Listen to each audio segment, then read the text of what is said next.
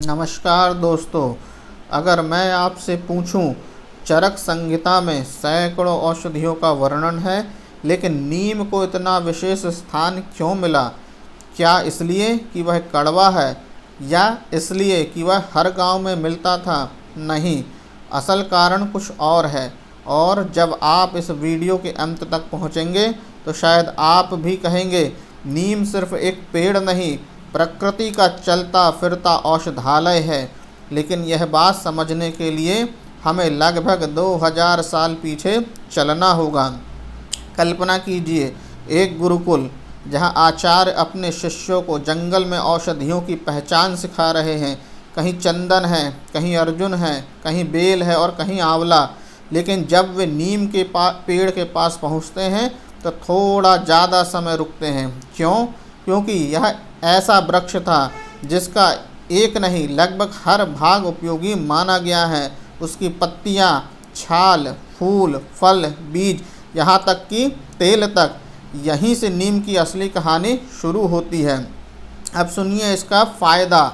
आचार्य चरक शरीर को केवल बीमारी से मुक्त नहीं बल्कि संतुलित रखना चाहते थे। आयुर्वेद के अनुसार नीम का प्रमुख रस तिक्त यानी कड़वा माना गया है। ऐसा माना जाता है कि यह कड़वा स्वाद विशेष रूप से कफ और पित्त के संतुलन में सहायक होता है। इसी कारण पारंपरिक रूप से त्वचा, मुख की स्वच्छता और ऋतु परिवर्तन के समय इसके उपयोग का उल्लेख मिलता है। यानी नीम को केवल रोग होने पर नहीं बल्कि दिनचर्या का हिस्सा भी माना गया है। इसलिए आप भी इसे अपनी दिनचर्या का हिस्सा बनाएं और स्वस्थ जीवन जीने में यह आपकी बहुत अधिक सहायता करेगा। अब सुनिए दूसरा फ़ायदा। अब ज़रा सोचिए, पुराने समय में टूथपेस्ट नहीं था, फिर भी लोगों के दांत मजबूत कैसे रहते थे? क्योंकि वे अक्सर नीम की दातून का उपयोग करते थे। यह केवल परंपरा नहीं थी, यह स्वच्छता की आदत थी। आज भी कई लोग इसे अपनी दिनचर्या का हिस्सा मानते हैं। यही कारण है कि नीम गांव की ज़िंदगी में सिर्फ पेड़ नहीं, एक साथी था। इसलिए दोस्तों, आप भी अपने जीवन में नीम की दातून का इस्तेमाल करना सीखें, क्योंकि यह गांव तक सीमित नहीं रहना चाहिए। क्योंकि आज के समय में हर किसी को दांत से संबंधित बहुत अधिक समस्या है।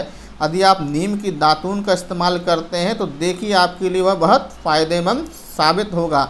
अब तीसरा फ़ायदा सुनिए। गर्मी शुरू होते ही घरों के बाहर नीम की पत्तियां लगाई जाती थीं।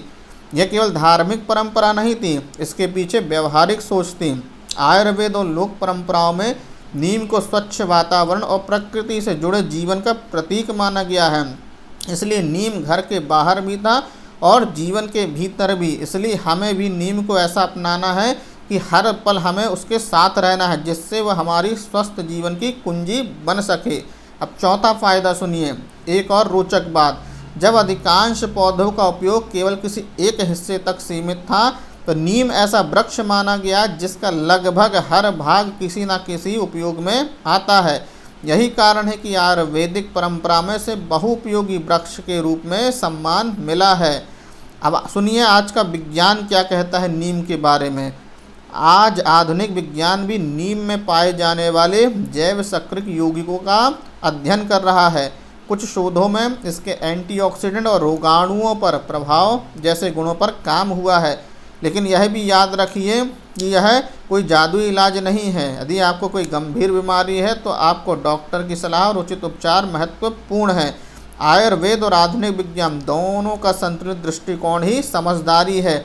आप दोनों का उपयोग करें जिससे आप स्वस्थता को प्राप्त हों। अब शायद आपको समझ आ गया होगा चरक संहिता में नीम को इतना महत्व क्यों दिया गया। उसकी कड़वाहट के कारण नहीं बल्कि इसलिए कि वह हमें प्रकृति, स्वच्छता, संतुलन और अनुशासित जीवन की याद दिलाता है। अगर आपको लगता है कि भारत के इस प्राचीन ज्ञान को और लोगों तक पहुंचाना चाहिए तो वीडियो को लाइक कीजिए और कमेंट में सिर्फ एक शब्द लिखिए, निम्ब, क्योंकि यही वह नाम है जिससे आयुर्वेद की एक अद्भुत परंपरा जुड़ी हुई है। धन्यवाद।